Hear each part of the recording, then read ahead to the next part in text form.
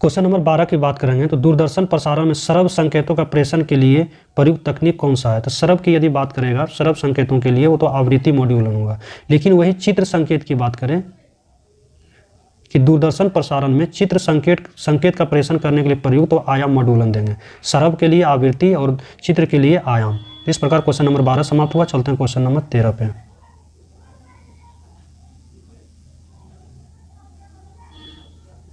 Question number 13 है कि सूची 1 को सूची 2 से सुमिलित कीजिए और सूचियों के नीचे दिए गए कूट का प्रयोग करके सही उत्तर चुनिए। यदि बात करेंगे हाईटेक सिटी का, यदि बात करेंगे तो ये हमारा है हैदराबाद कहलाता है हाईटेक सिटी। यदि साइंस सिटी की यदि बात करेंगे तो इसे कोलकाता को साइंस सिटी कहा जाता है। रॉकेट प्रक्षेपण केंद्र आपका थुम्बा केरल तिरुवनंतपुरम में है, 2 हो जाएगा। और केंद्रीय औषधि अनुसंधान संस्थान आपका 1 लखनऊ, 4 3 2 1 होगा, मिला लीजिएगा। चलते हैं क्वेश्चन नंबर 14 में। क्वेश्चन नंबर 14 है परमाणु बम का कार्यकारी सिद्धांत यूरेनियम का नाभिकीय विखंडन और हाइड्रोजन बम का कार्यकारी सिद्धांत किस पे है। आज हम चर्चा करते हैं, यानी क्वेश्चन ये पूछना चाह रहा है कि परमाणु बम जो है यूरेनियम का नाभिकीय विखंडन पे काम करता है, तो बताइए हाइड्रोजन बम किस पे काम करता है। क्वेश्चन ये पूछ रहा है। आज हम पढ़ते हैं परमाणु बम, परमाणु रिएक्टर, हाइड्रोजन बम, न्यूट्रॉन बम, उसके बाद हमारा सूर्य में जो ऊर्जा उत्पन्न होती है, ये तमाम तरह की बातें पढ़ेंगे कि नाभिकीय विखंडन किस में होता है, नाभिकीय संलयन किस में होता है। उसके बाद पहला परमाणु रिएक्टर कौन सा है, भारत का कौन सा है, परमाणु बम का खोज किसने किया। ये तमाम तरह के क्वेश्चनों का आंसर आज हम लोग इसमें सीखेंगे और सब के सब एग्जाम में पूछे गए हैं। शुरू करते हैं परमाणु बम से। यदि परमाणु बम की बात करेंगे तो इसका जो सर्वप्रथम यानी इसका जो खोज किया गया, जिस व्यक्ति के द्वारा इसका खोज किया गया, उस व्यक्ति का नाम है रॉबर्ट ओपेनहीमर। जे रॉबर्ट ओपेनहीमर, क्या नाम है, जे रॉबर्ट ओपेनहीमर नाम है इसका। किसका, तो परमाणु बम का जिसने खोज किया। तो परमाणु बम का खोज किसने किया, जे रॉबर्ट ओपेनहीमर ने। अब बात आया किस सिद्धांत पे कार्य करता है। सिद्धांत यदि पूछे तो जैसे ही बम की चर्चा आए तो सबसे पहले उसमें लिख दीजिएगा अनियंत्रित। क्या लिख दीजिएगा, अनियंत्रित। ऐसे इसलिए अनियंत्रित होता है क्योंकि मान लीजिए कि हम 50 kg का एक बम गिराए और यदि वो अनियंत्रित रिएक्शन नहीं हो तो कुछ ही क्षेत्र तक ना वो नुकसान कर पाएगा, तो फिर बम फेंकने से फायदा क्या। और हमारा मकसद होता है कि यदि बम जहां फेंके तो ज़्यादा से ज़्यादा एरिया को कवर करके वो बर्बाद करे। ऐसा तभी होगा जब उसमें होने वाली रिएक्शन अनकंट्रोल हो, अनियंत्रित हो। पहला अनियंत्रित, फिर नाभिक का उसका क्या होता है, तो नाभिक का विखंडन होता है। क्या होता है, विखंडन होता है। कैसा विखंडन, तो एक श्रृंखला में होता है, चेन बना लेता है। कैसा चेन, तो जैसे देखते हैं पैसा लगाने में चेन बनता है कि हम एक आदमी को जोड़े, अब वो एक आदमी 2 आदमी को जोड़ेगा, फिर वो दोनों आदमी 2 आदमी को जोड़ेगा, तो ये 3 रिएक्शन। उसी तरह इसमें न्यूट्रॉन जो टूटता है 3 न्यूट्रॉन में टूटता है, 1 2 3, फिर ये एक न्यूट्रॉन जो फिर 3 न्यूट्रॉन में तोड़ता है, ये 3 में, यानी फिर 9 गो, फिर ये तीनों एक में तोड़ता है। इस प्रकार चेन रिएक्शन बनता जाता है और फैलता जाता है।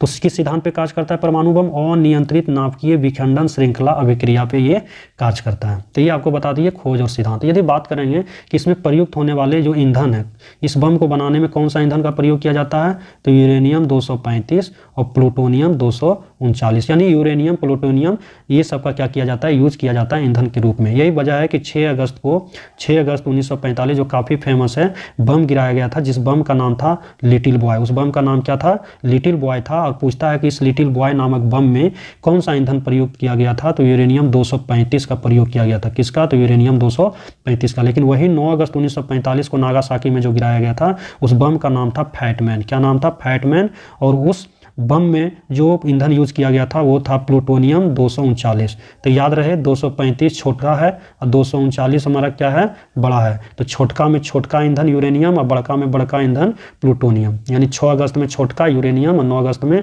फैटमैन, नागासाकी पे जो गिराया गया था प्लूटोनियम। तो इस प्रकार आपको परमाणु बम से संबंधित बताए। अब इसी के साथ हम आपको बताते हैं हाइड्रोजन बम। हाइड्रोजन बम की चर्चा करते हैं। ये किस सिद्धांत पे, इसका खोज किसने किया और ये कैसे काम करता है। तो ये इसका जो खोज किया था वो एडवर्ड टेलर व्यक्ति ने किया था। किसने किया था, तो एडवर्ड टेलर। किसने किया था, एडवर्ड टेलर नामक व्यक्ति ने क्या किया, हाइड्रोजन बम की खोज किया। ये जो काम करता है ठीक वैसे काम करता है जैसे हमारे सूर्य में ऊर्जा उत्पन्न होती है। उसमें सूर्य में क्या होता है, नाभिकीय संलयन होता है। और किस प्रकार का, तो अनियंत्रित नाभिकीय संलयन, क्योंकि 2 हाइड्रोजन मिलकर हीलियम का निर्माण। उसी प्रकार जैसे ये हाइड्रोजन बम है, तो बम तो आया तो भाई ये अनियंत्रित होगा क्योंकि ज़्यादा एरिया नुकसान करना है इसको, अनियंत्रित। लेकिन इसमें नाभिक नहीं टूट के नाभिक जुटता है, जुटने की क्रिया को संलयन बोलते हैं। नाभिक का संयोजन होता है, संलयन होता है। तो क्या होगा, अनियंत्रित नाभिकीय संलयन अभिक्रिया होगा हाइड्रोजन बम में। उसके बाद सूर्य में भी यही होगा। सूर्य में भी क्या होगा, अनियंत्रित नाभिकीय संलयन अभिक्रिया। तो हाइड्रोजन बम और सूर्य, ये याद रखेंगे। अब बात करेंगे न्यूट्रॉन बम की। न्यूट्रॉन बम किस पे कार्य करता है, तो जैसे भाई न्यूट्रॉन बम की बात आए तो उसमें अनियंत्रित हो जाएगा, बम आए अनियंत्रित लगा दीजिए। और सूर्य में बोलेंगे अनियंत्रित क्यों, क्योंकि कंटिन्यू कंट्रोल में यदि वो देगा ऊर्जा तो फिर क्या फायदा है, तो इसमें क्या होता है अनियंत्रित। तो न्यूट्रॉन बम में अनियंत्रित, इसमें ठीक वैसे ही काम करता है जैसे परमाणु बम, तो अनियंत्रित नाभिकीय विखंडन श्रृंखला अभिक्रिया। तो ये जो परमाणु पे कार्य, परमाणु बम जिस सिद्धांत पे कार्य करता है वही सिद्धांत पे न्यूट्रॉन बम। इसका जो खोज किया था वो किया था सैमुअल कोहेन ने। न्यूट्रॉन बम का खोज किसने किया, सैमुअल कोहेन ने किया, सैमुअल कोहेन ने किया। इस प्रकार आप लोगों को याद रखना। अब बात करते हैं परमाणु भट्ठी की। परमाणु भट्ठी या इसी को आणविक भट्ठी भी बोलते हैं, परमाणु भट्ठी या आणविक भट्ठी। ये क्या होता है, तो हम लोगों को पता है कि इससे क्या किया जाता है, बिजली उत्पादन किया जाता है। तो पढ़ेंगे किसका यूज कहाँ किया जाता है, इसका खोज किसने किया, कैसा रिएक्शन होता है। इसका जो खोज किया था वो एनरिको फर्मी साहब ने किए थे। किसने किए थे, एनरिको फर्मी साहब ने किए थे। और पहला जो परमाणु रिएक्टर बनाए थे एनरिको फर्मी साहब ने, उसका नाम रखे थे शिकागो पाइल, शिकागो पाइल 1। दुनिया का पहला परमाणु रिएक्टर का नाम क्या था, शिकागो पाइल 1। और जो बनाए थे वो एनरिको फर्मी बनाए थे, और परमाणु भट्ठी का जन्मदाता भी इसे कहा जाता है। भारत का पहला परमाणु रिएक्टर अप्सरा, भारत का पहला कौन सा, अप्सरा था। अब ये परमाणु रिएक्टर किस सिद्धांत पे कार्य करता है, तो इसमें भी जो ईंधन यूज होता है वही ईंधन होता है जो बम बनाने में, परमाणु बम में बोलेंगे अच्छा यूरेनियम, प्लूटोनियम, थोरियम। लेकिन बोलेंगे सर परमाणु बम में तो अनियंत्रित होता है, तो इसमें अनियंत्रित होगा तो शहर वगैरह अगल बगल जो होंगे सब जल जाएंगे, गांव घर झोपड़ी सब पूरे नुकसान हो जाएंगे। बोलेंगे जी तो इसमें कंट्रोल रिएक्शन करवाया जाता है, होता तो टूटता ही है, सबका नाभिक टूटता है, लेकिन इसमें उसका नाभिक क्या होता है, कंट्रोल में तोड़ा जाता है ताकि अगल बगल नुकसान नहीं हो और बिजली को उत्पादित किया जा सके, बम बनाने में नहीं, अब उस ईंधन को बिजली उत्पादन में प्रयोग में लाया जा सके। बोलेंगे नियंत्रित करने के लिए तो कुछ ना कुछ तो मटेरियल चाहिए। बोलेंगे जी बिल्कुल आपने सही सोचा, तो इसीलिए तो हम लोग पढ़ते हैं प्रशीतक,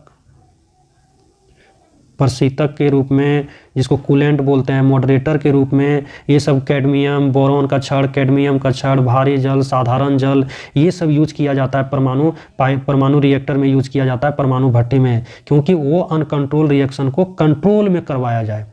तो फिर कभी अगला क्वेश्चन लाएंगे तो सारे बताएंगे कि परमाणु रिएक्टर में कंट्रोल रिएक्शन कैसे होता है, कौन कौन से पदार्थ इसे कंट्रोल करते हैं। तो आज हम लोग क्या सीखे, परमाणु बम, हाइड्रोजन बम, न्यूट्रॉन बम, सूर्य से उत्पन्न ऊर्जा, उसके बाद और क्या सीखे, परमाणु भट्ठी सीखे। तो सारा चीज़ आप लोगों को बता दिए कि परमाणु बम अनियंत्रित नाभ के विखंडन पे, उसके बाद न्यूट्रॉन बम अनियंत्रित नाभ के विखंडन पे, हाइड्रोजन बम अनियंत्रित नाभ के संलयन पे, सूर्य में अनियंत्रित नाभ के संलयन पे, उसके बाद परमाणु भट्ठी नियंत्रित नाभिकीय विखंडन पे, ईंधन का भी नाम सब में बता दिए, किसने खोज किया वो बता दिए, प्रथम परमाणु रिएक्टर बता दिए, तमाम तरह की बातें आपको हमने बताया। तो इसका आंसर होगा हाइड्रोजन बम का कार्यकारी सिद्धांत क्या है, तो ड्यूटेरियम का नाभिकीय संलयन, थोरियम का नाभिकीय विखंडन, हाइड्रोजन गैस वाले बम का विस्फोट, डायनामाइट, टीएनटी, ये सब नहीं, तो ड्यूटेरियम, क्योंकि ये समस्थानिक है ड्यूटेरियम, और ये क्या होता है, हाइड्रोजन बम में ये भाग लेता है उसके समस्थानिक ड्यूटेरियम एवं ट्राइटियम। तो ये ड्यूटेरियम का नाभिक का क्या होता है, संलयन होता है। तो ये ध्यान रहे,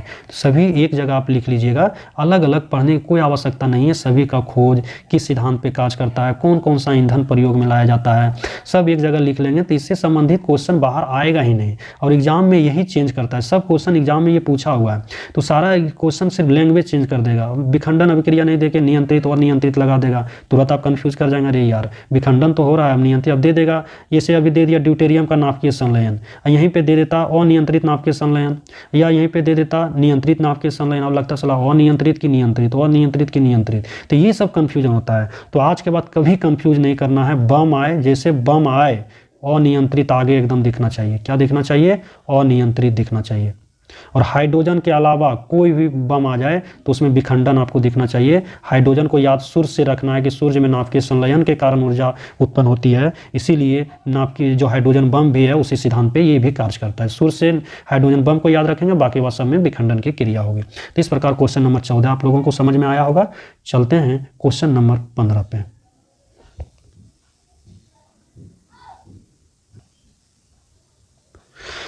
15 है कि निम्नलिखित धातुओं में कौन सी एक अमलगम नहीं बनाती है। अमलगम बोलते किसको है?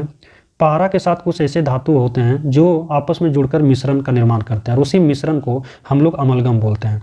तो अमलगम में तो अनिवार्य हो गया पारा, कि अमलगम का मुख्य घटक कौन सा? पारा।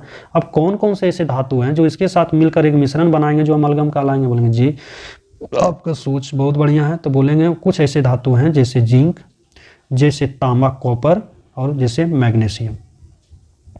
ये सब ऐसे धातु हैं, क्या करते हैं, ये पारा के साथ आपस में मिलकर एक मिश्रण का निर्माण करते हैं जिसे अमलगम बोलते हैं। तो वही पूछा गया है कि निम्नलिखित धातुओं में कौन सी एक अमलगम नहीं बनाती है। तो तांबा तो बनाती है भाई, कॉपर तांबा। उसके बाद जस्ता तो बनाती है, मैग्नीशियम बनाती है, किंतु लोहा पारा के साथ मिलकर अमलगम का निर्माण नहीं करता है। तो एग्जाम में आपको ऐसे धातु का नाम पूछ लेगा या एग्जाम में पूछेगा कि अमलगम का मुख्य घटक कौन होता है, मुख्य अवयव कौन होता है, मुख्य भाग कौन होता है, तो बोलेंगे पारा। तो इस प्रकार क्वेश्चन नंबर 15 समाप्त हुआ। चलते हैं, तो क्वेश्चन नंबर 15 का आंसर लोहा हो जाएगा। चलते हैं क्वेश्चन नंबर 16 पे। 16 है कि जंग लगे लोहे के वजन में निम्न कौन सा परिवर्तन होता है। आज पढ़ेंगे जंग किसको बोलते हैं और जंग लोहे में जंग लगने का वजह क्या है। तो सबसे पहले जंग लगने का जो मुख्य अवयव होना चाहिए, जो घटक होना चाहिए, वो नमी या आर्द्रता के अलावा ऑक्सीजन की उपस्थिति होना अनिवार्य है। यदि बाहर में कोई लोहा पड़ा हुआ है तो उसमें जंग लगने के लिए क्या चाहिए, तो नमी या आर्द्रता की आवश्यकता है, यानी जल की आवश्यकता और पानी की आवश्यकता। ये दोनों रहेगा तभी उसमें जंग लगेगा। अब ये दोनों क्या करेगा, यानी कि ये ऑक्सीजन, ये आयरन के साथ ये ऑक्सीजन क्या करता है, पानी की उपस्थिति में, नमी की उपस्थिति में ये एक यौगिक बना लेता है, हाइड्रेटेड यौगिक बनाता है जिसका नाम है Fe2O3, जिसको बोलते हैं फेरिक ऑक्साइड। और इसके साथ क्या होता है, H2O निकलता है। अब कितना H2O होता है ये पता नहीं, इसको X से डिनोट करते हैं हम लोग। तो इस प्रकार यही Fe2O3 इंटू XH2O जंग का हो गया रासायनिक सूत्र। यही जंग है, ये जो यौगिक बन रहा है यही क्या है, जंग है, जो लाल एवं भूरे कलर का होता है। तो पहला क्या सीखे कि जंग लगने के लिए आवश्यक चीज़ें, तो ये लोहा को जो खाएगा, लोहा पे जो जंग लगेगा उसके लिए वायुमंडल में नमी या आर्द्रता के साथ ऑक्सीजन का होना अति आवश्यक है। ये ऑक्सीजन क्या करेगा, लोहा के साथ अभिक्रिया करके एक यौगिक बनाएगा आयरन ऑक्साइड Fe2O3, जिसको फेरिक ऑक्साइड बोलते हैं, इंटू XH2O, यानी जल का कुछ भी अमाउंट हो सकता है, 5 भी हो सकता है, 2 भी हो सकता है, 1 भी। तो ये जो फॉर्मूला बन गया यही जंग है और यही जंग का रासायनिक नाम है और यही जंग पदार्थ है। अब दूसरा एग्जाम में पूछता है कि जंग लगना एक कैसी अभिक्रिया है, रासायनिक अभिक्रिया, ये क्या है, रिडॉक्स रिएक्शन है या यानी उपचयन है या अपचयन है, इंग्लिश में ये क्या बोलते हैं कि ऑक्सीडेशन रिएक्शन है, रिडक्शन रिएक्शन है। तो ये ऑक्सीडेशन रिएक्शन और रिडक्शन दोनों है। ऑक्सीजन का यहाँ पे रिडक्शन होता है और हमारा आयरन का यहाँ पे क्या होता है, ऑक्सीडेशन होता है। क्योंकि आप लोगों को पता है कि ऑक्सीडेशन रिएक्शन में क्या होता है, वैलेंसी बढ़ता है। यहाँ पे वैलेंसी न्यूट्रल है तो 0 है, लेकिन आयरन का यहाँ पे +3 है, क्योंकि ये Fe और O का वैलेंसी 2 होता है और आयरन का कितना, 3। ये 3 यहाँ जाएगा, 2 यहाँ आएगा, तभी तो Fe2O3 बनेगा। बोलेंगे जी, तो यहाँ आयरन का वैलेंसी 3 हो गया, यहाँ ऑक्सीजन का 0 है और यहाँ पे ऑक्सीजन का कितना Fe2O3 में -2 है। तो 0 से -2 घटा ना, तो वैलेंसी का घटना रिडक्शन, वैलेंसी का बढ़ना तो ऑक्सीडेशन। तो एक प्रकार का अपचयन उपचयन की अभिक्रिया होती है, अर्थात रिडॉक्स रिएक्शन होता है किसमें, जंग लगने की क्रिया में। तो इस प्रकार आपको मैंने बताया। तो इतनी सारी चीज़ें याद रखेंगे। और एग्जाम में पूछता है कि जंग लगे वजन में निम्न कौन सा परिवर्तन होता है, तो इसका वजन लंबे समय तक बढ़ता है। पहले सिर्फ बढ़ता पूछता था, लेकिन आप वजन लंबे समय तक बढ़ता है, ये बिल्कुल सही है।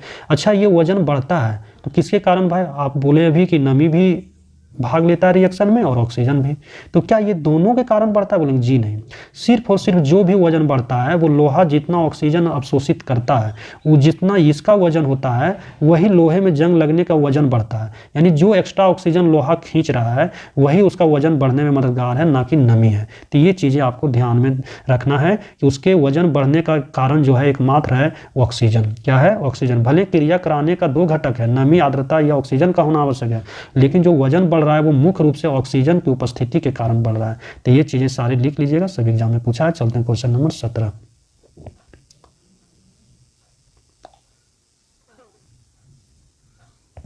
क्वेश्चन नंबर 17 है कि निम्नलिखित में किसको विस्फोटक की तरफ प्रयोग किया जाता है। आज पढ़ेंगे हम लोग विस्फोटक पदार्थ। जैसे बोलेंगे सर विस्फोटक में क्या, तो TNT, TNG, TNP, उसके बाद RDX, उसके बाद और क्या पढ़ेंगे, RDX के बाद घन कॉटन, गन कॉटन, ये सब के सब क्या हैं, विस्फोटक पदार्थ हैं। ये सब पढ़ेंगे। चलिए, बहुत ही मज़ेदार एक तरह का क्वेश्चन है और ये सारे के सारे में एग्जाम में आते हैं और बार बार एग्जाम में आते हैं। आज के बाद कभी भी आप लोगों को विस्फोटक पदार्थ के बारे में अलग से कहीं भी नहीं पढ़ना है, बार बार आप इसे रिविजन करते रहिएगा। हम यदि शुरुआत करते हैं RDX से, किससे करते हैं, RDX से करते हैं। सबसे पहले इसका फुल फॉर्म भी एग्जाम में पूछता है। इसका फुल फॉर्म होता है रिसर्च, R से रिसर्च, D से होता है आपका डिपार्टमेंट और X से होता है एक्सप्लोसिव। एग्जाम में हम लोग कंफ्यूज करते हैं डिपार्टमेंट और डेवलपमेंट में। जैसे डिपार्टमेंट एग्जाम में फुल फॉर्म पूछ देता है तो लगता है यार डेवलपमेंट, रिसर्च डेवलपमेंट एक्सप्लोसिव मार देते, नहीं, D से डिपार्टमेंट याद रखना है, D से डिपार्टमेंट याद रखना, तो रिसर्च डिपार्टमेंट एक्सप्लोसिव। दूसरा और एक फुल फॉर्म होता है RDX का, जिसका नाम होता है R से रॉयल, D से डिमोलिशन, DEMOLITION, डिमोलिशन, और X से एक्सप्लोसिव। तो दो फुल फॉर्म हो गया, रिसर्च डिपार्टमेंट एक्सप्लोसिव और रॉयल डिमोलिशन एक्सप्लोसिव, दोनों लिख लीजिएगा। अब यदि बात करते हैं इसका खोज किसने किया, तो खोज भी एग्जाम में पूछता है। जो खोज किया वो किए फ्रेडरिक हैनिंग ने। किसने किया, फ्रेडरिक हैनिंग ने इसका खोज किया, और फ्रेडरिक हैनिंग जर्मनी के एक वैज्ञानिक थे। तो इसका खोज भी एग्जाम में पूछता है, फुल फॉर्म भी पूछता है, ये दोनों बताए। यदि बात करेंगे इसका कुछ रासायनिक नाम होता है, यानी कि जो RDX है इसका रासायनिक नाम क्या है, तो इसका जो रासायनिक नाम है वो है, थोड़ा लंबा नाम है, साइक्लोट्राइमेथिलीन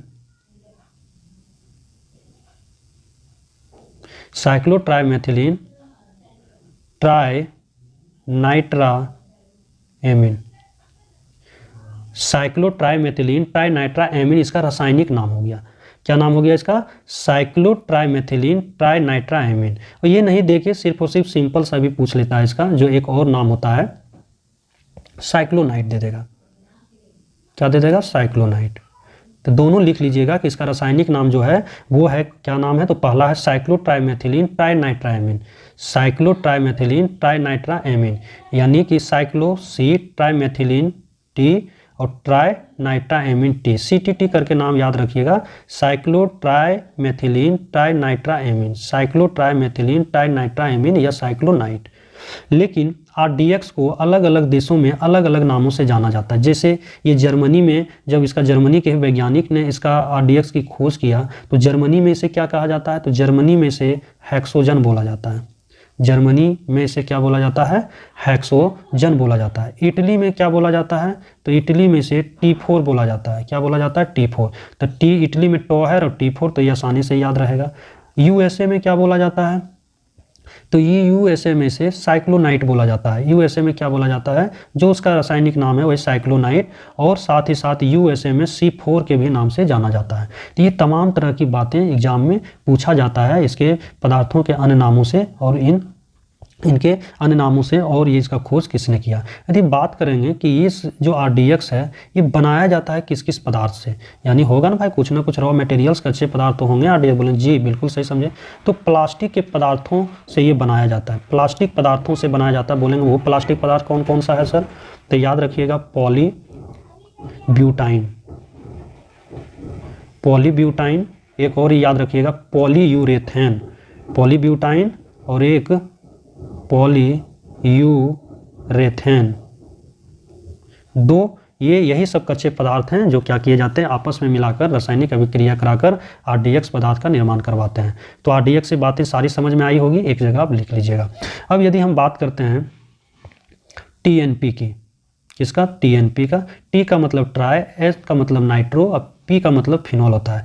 ट्राई नाइट्रोफिनॉल क्या हो जाएगा, ट्राई नाइट्रोफिनॉल, ट्राई नाइट्रोफिनॉल हो गया। ये इसका अन्य नाम पूछता है कि TNP को किस नाम से जाना जाता है, तो TNP का जो अन्य नाम उपनाम है इसे पिक्रिक अम्ल बोला जाता है, जो एग्जाम में बहुत बार आया हुआ भी, पिक्रिक अम्ल। बोलेंगे इससे याद कैसे रखेंगे सर, तो P से फिनॉल और P से पिक्रिक, तो इससे आपको याद रहेगा पिक्रिक अम्ल। ये बनता कैसे है, तो फिनॉल पे क्या किया जाता है, सांद्र नाइट्रिक अम्ल का प्रयोग किया जाता है, अभिक्रिया करवाया जाता है, किसका, तो कंसंट्रेटेड नाइट्रिक अम्ल का, HNO3 का। तो ये निर्माण होता है एक विस्फोटक पदार्थ का, जिसे TNP बोलते हैं।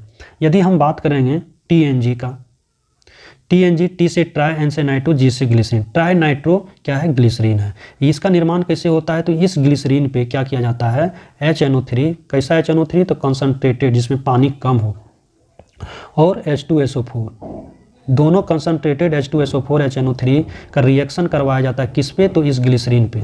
तो एक विस्फोटक पदार्थ का निर्माण होता है TNG, ट्राइनाइट्रोग्लिसरीन। इसका भी एक उपनाम है, इसे बोलते हैं नोवेल तेल, काफ़ी बार एग्जाम में आया है नोवेल तेल। तो ध्यान में रखना है कि TNG को नोवेल तेल और पिक्रिक अम्ल किसको बोलते हैं, TNP को।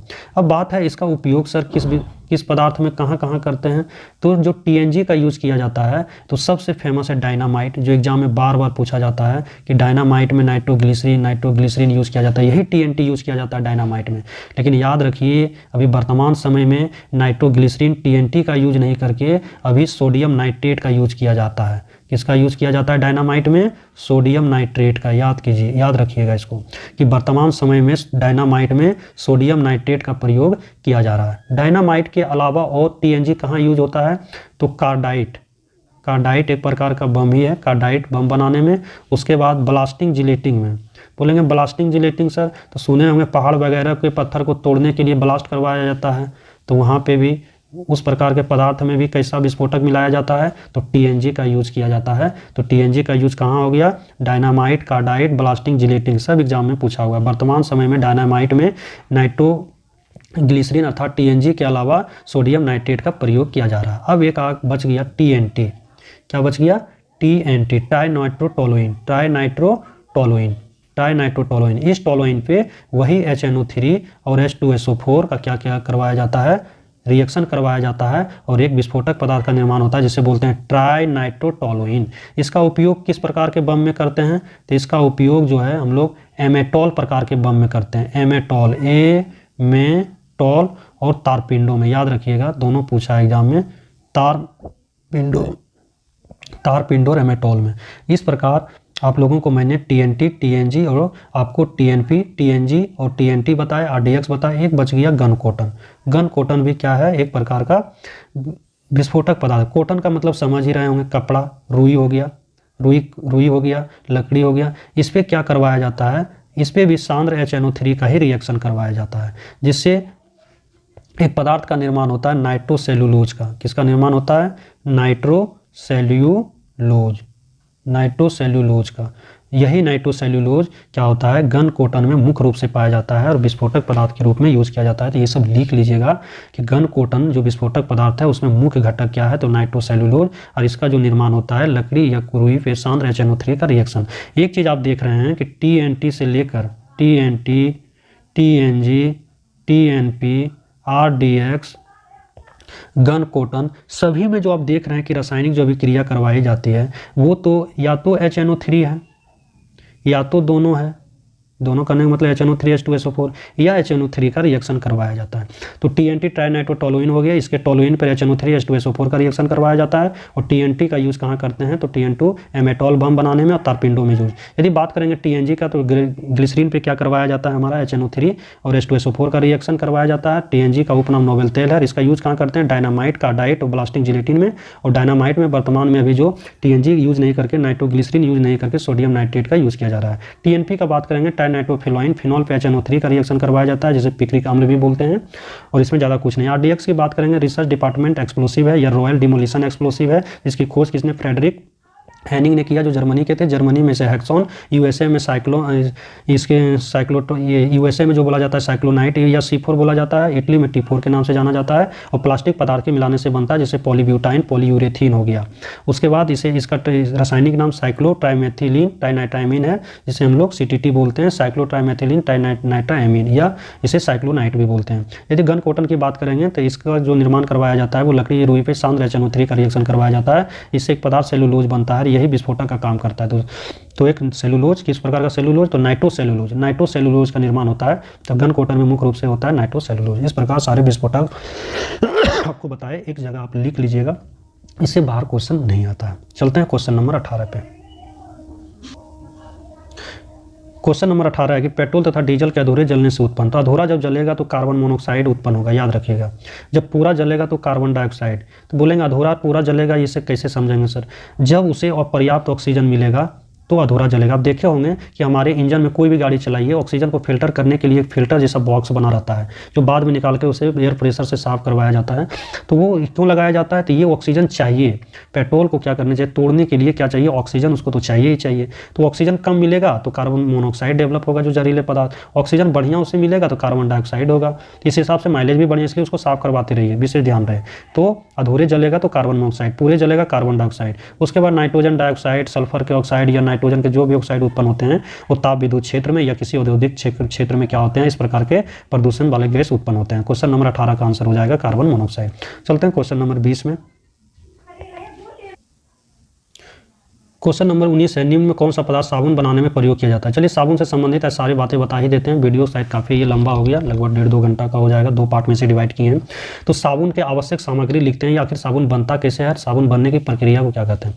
यदि हम आवश्यक कच्चे पदार्थों की बात करेंगे तो इसमें यूज किया जाता है वनस्पति तेल या बसा। तो किसका तेल या बसा होगा भैया? तो बोलेंगे अरंडी का तेल होना चाहिए या नारियल का होना चाहिए, यानी नारियल का भी यूज किया जाता है या मूंगफली का भी यूज किया जाता है। इस प्रकार का ये तेल हो गया, तेल और बसा। यदि बात करेंगे और क्या यूज किया जाता है तो कास्टिक सोडा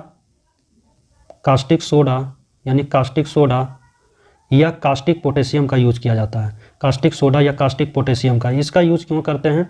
तो साबुनीकरण करने के लिए करते हैं। तो तेल या बसा को तोड़ने के लिए उसका साबुनीकरण करेंगे, सेपोनिफिकेशन करने के लिए करते हैं। कास्टिक सोडा या कास्टिक पोटेशियम का, दोनों का विलयन का जो यूज किया जाता है तेल या बसा का साबुनीकरण करने के लिए। कुछ फिलर के रूप में, पूरक के रूप में यूज करते हैं, जिसको फिलर बोलते हैं। फिलर इंग्लिश हो गया, पूरक हिंदी। फिलर के रूप में यूज करते हैं क्या क्या? तो सोडियम सिलिकेट एक साथ है, सोडियम सिलिकेट या सोप स्टोन का करते हैं। सोप स्टोन ये क्यों यूज करते हैं? तो साबुन का भार बढ़ाने एवं आयतन बढ़ाने के लिए करते हैं। तो क्या क्या यूज किए तो बता दिए। तेल और बसा का यूज किया, अरंडी नारियल हो गया, मूंगफली हो गया। उसके बाद इसे तोड़ने के लिए, जिसे साबुनीकरण बोलते हैं, तो कास्टिक पोटेशियम या कास्टिक सोडा का यूज करते हैं। और साबुन का भार बढ़ाने के लिए, आयतन बढ़ाने के लिए पूरक का यूज करते हैं, जैसे सोडियम सिलिकेट, सोप स्टोन का। उसके बाद साबुन जो है अत्यधिक मात्रा में झाग दे, उसके लिए कौन सा पदार्थ यूज करते हैं? तो वो रेजिन का यूज करते हैं, जिसे बिरोजा बोला जाता है। बिरोजा हिंदी हो गया, रेजिन इंग्लिश शब्द हो गया। तो साबुन में अधिक झाग उत्पन्न हो, इसके लिए बिरोजा या रेजिन पदार्थ मिलाते हैं। तो दूसरा और पूछता है साबुनीकरण क्या है? तो वही हो गया क्या? तो तेल या बसा का कास्टिक सोडा या कास्टिक पोटास विलयन द्वारा जल अपघटन करने की क्रिया को साबुनीकरण बोलते हैं। फिर एग्जाम में आता है साधारण साबुन क्या है? तो साधारण साबुन जो है आपका, साधारण साबुन जो है वो क्या है? तो उच्च बसा अम्लों के सोडियम लवण के मिश्रण होते हैं। किसका? तो उच्च बसा अम्लों के सोडियम लवण के मिश्रण होते हैं, ये याद रखिएगा। फिर एग्जाम में आता है कि कठोर साबुन का निर्माण किससे होता है? तो संतृप्त सेचुरेटेड तेल से जो साबुन बनेगा या बसा से, वो साबुन कहलाएगा कठोर साबुन, वो कहलाएगा कठोर साबुन। लेकिन असंतृप्त तेल या बसा से जो साबुन बनेगा, वो कहलाएगा आपका मुलायम साबुन या मृदु साबुन, सॉफ्ट साबुन कहलाएगा।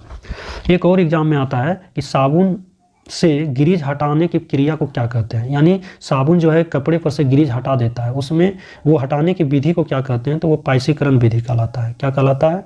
पाइसीकरण विधि कहलाता है। यानी कि कपड़े पर से साबुन के द्वारा गिरीज हटाने की विधि को पाइसीकरण विधि बोलते हैं। साबुनीकरण विधि मत लिख दीजिएगा, साबुनीकरण विधि है साबुन बनाने की प्रक्रिया। तो तमाम प्रकार की बातें साबुन से संबंधित बता दिए। अब चलते हैं क्वेश्चन नंबर 20 पे।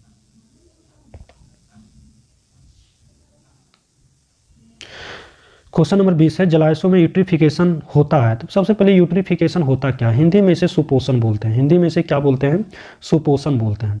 ये सुपोषण क्या होता है? होता क्या है? जलाशयों, जैसे जलाशयों कहने का मतलब नदी हो गया, झील हो गया, तालाब हो गया हमारा, उसके बाद सागर हो गया, महासागर हो गया। इसमें होता क्या है? पोषक पदार्थों की जो सांद्रता होती है, यूँ कहें कि पोषक पदार्थों की मात्रा जो होती है इसमें अधिक हो जाती है। तो बोलेंगे पोषक पदार्थ कहने का मतलब वो सर लघु सूक्ष्म जी, बिल्कुल समझे। नाम प्रदीप कुमार, CAMGS। उसके बाद बोरॉन, कॉपर, क्लोरीन, उसके बाद लोहा, उसके बाद जिंक, मोलिब्डेनम, मैग्नीज, ये सब, यही सब का यौगिक क्या होता है? जब आवश्यकता से अधिक हमारे जलाशयों में जाके उपस्थित हो जाता है तो क्या करता है? उस जलाशयों में जो जीवित मछली वगैरह जो होते हैं, जो मछली होते हैं, वो तो ऑक्सीजन के द्वारा, पानी में जो घुलनशील ऑक्सीजन होता है उससे जीवित रहता है। लेकिन ये सब जब पानी में चला जाता है, ये सब जो पानी में चला जाता है हमारा पोषक पदार्थ कहने का मतलब यही लघु एवं सूक्ष्म वाला है। इसके यौगिक जैसे नाइट्रेट, फॉस्फेट, ये सब जब पानी में जाते हैं तो कुछ ना कुछ दिन के बाद तो ये सड़ेंगे गलेंगे, बोलेंगे जी सड़ेंगे गलेंगे, कोई ना कोई जीवाणु तोड़ेगा, बोले जी। तो वो जब जीवाणु तोड़ेगा तो उसको तो चाहिए एनर्जी भाई, तोड़ने के लिए, बोलेंगे जी चाहिए। तो वो एनर्जी कहाँ से लेगा? तो इसी तो पानी से लेगा, यानी कि उसको भी जीवित रहने के लिए ऑक्सीजन चाहिए, बोलेंगे जी। तो ये पानी के ऑक्सीजन को क्या करेगा? इसे तोड़ने के लिए वो सूक्ष्म जीव क्या करेगा? यूज कर लेगा। तो ये जिसमें जो मछली रह रहा है जलाशय तालाब में, उसको तो ऑक्सीजन मिलना कम हो जाएगा, तो वो मछलियाँ धीरे धीरे मरना शुरू हो जाएगी। ये इसका यूट्रिफिकेशन का क्या होता है, हमारा जो हानि होता है, ये हमारा यूट्रिफिकेशन का होता है जलाशयों में। दूसरे शब्दों में बोलें कि जलाशयों में यूट्रिफिकेशन क्या, तो ये बोला जाता है कि जलाशयों में जब कार्बनिक एवं अकार्बनिक अपशिष्ट टूटने के लिए जल में घुलनशील O2 का उपयोग करते हैं, तो इसे ही हम लोग क्या बोलते हैं, उपयोग करते हैं। तो इसी में हम लोग यूट्रिफिकेशन भी उसे कहते हैं। और यूट्रिफिकेशन के दौरान क्या होता है, जलाशयों का ऑक्सीजन घट जाता है, जिससे उसके रह रहे अंदर जीव क्या होती है, वो मरने लगती है। तो हमारा ये हो गया। दूसरी बात ये होता है कि जब इसकी मात्रा बढ़ेगी, पोषक पदार्थों की मात्रा बढ़ेगी, तो उसके अंदर जो पेड़ पौधे जो होंगे, उसके अंदर जो शैवाल वगैरह होंगे, उसका वृद्धि ज़्यादा होने लगेगा। क्योंकि जब फसल में यही सब तो यूज करते हैं, तभी तो फसल ज़्यादा उपजाऊ होता है हमारा। तो यही वजह है कि शैवाल को भी जब मिलने लगेगा पोषक तत्व अधिक मात्रा में, तो शैवाल पूरा क्या होंगे, वो जलाशयों में छा जाएंगे। जैसे जलकुंभी, आइचोरनिया जिसको बोलते हैं, पीत आतंक क्यों बंगाल का बना हुआ है, क्योंकि पूरे वो जलाशयों में फैल जाते हैं। उसके अंदर जितने सारे जीव जंतु होते हैं वो क्या मरने लगते हैं ऑक्सीजन की कमी के कारण, क्योंकि वो ऑक्सीजन यूज कर लेता है। तो दूसरा चीज़ क्या हुआ कि इसके अंदर जलाशयों में क्या हो जाएगा, तो इसके अंदर शैवालों की वृद्धि हो जाएगी। और ये शैवाल प्रकाश संश्लेषण क्रिया करने के लिए क्या करेगा, अपना ऑक्सीजन का खूब यूज करेगा, क्योंकि उसको तो जिंदा रहना है ना। तो जिंदा रहने के लिए ऑक्सीजन चाहिए, तो ऑक्सीजन लेगा, तो उसके अंदर रह रहे मछली को ऑक्सीजन की कमी होगा, तो मछलियाँ मरने लगेगी। और दूसरा बता ही दिए। अब इसी में एक और पढ़ लेते हैं हम लोग, BOD। क्या पढ़ लेते हैं, BOD, जिसका B का मतलब होता है बायोलॉजिकल, O का मतलब होता है ऑक्सीजन, D का मतलब डिमांड। बायोलॉजिकल ऑक्सीजन डिमांड जिसको बोलते हैं हम लोग, बायोलॉजिकल का मतलब क्या हो गया, जैव, ऑक्सीजन का मतलब ऑक्सीजन हो गया, डिमांड का मतलब मांग हो गया। तो इसका हिंदी क्या हो जाएगा, जैव ऑक्सीजन मांग हो जाएगा। ये किस पे निर्भर, ये एक प्रकार का है क्या, BOD जो एक प्रकार का है, जल के प्रदूषण मापने की एक बेहतर इकाई है। जल के प्रदूषण मापने की क्या है, बेहतर इकाई है। यदि BOD की मात्रा ज़्यादा आएगी तो समझिएगा कि वो पानी ज़्यादा प्रदूषित है। और दूसरी शब्दों साइंस की भाषा में कहेंगे कि BOD की मात्रा यदि उसके अंदर ज़्यादा है, तो इसका मतलब कि उस पानी में घुलनशील ऑक्सीजन की मात्रा कम है। तो इस प्रकार BOD और ऑक्सीजन एक दूसरे का इन्वर्सली प्रोपोर्शनल होता है। क्या होता है, इन्वर्सली प्रोपोर्शनल। जिस पानी में BOD की मात्रा ज़्यादा, वो पानी में घुलनशील ऑक्सीजन की मात्रा कम होगी, अर्थात समझेंगे वो पानी ज़्यादा प्रदूषित है। क्यों? क्योंकि उसमें पोषक पदार्थों की सांद्रता अधिक है। क्या है, पोषक पदार्थों की सांद्रता अधिक है, अर्थात कार्बनिक एवं अकार्बनिक अपशिष्टों की भी मात्रा क्या है, उसमें अधिक है।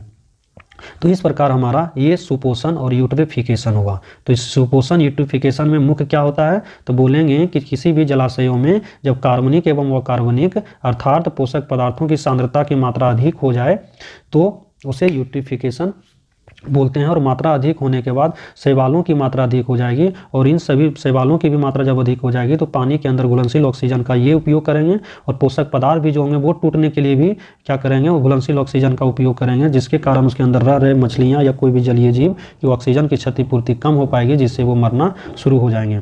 और BOD हो गया प्रदूषित जल की मापने की एक बेहतर इकाई है। जिस जलाशय में BOD की मात्रा ज़्यादा, उसमें घुलनशील ऑक्सीजन की मात्रा कम प्रदर्शित करेगा, जिससे समझा जाएगा कि उस नदी या झील की मात्रा ज़्यादा प्रदूषित है। इस प्रकार ये क्वेश्चन समाप्त हुआ और सेट भी समाप्त हुआ।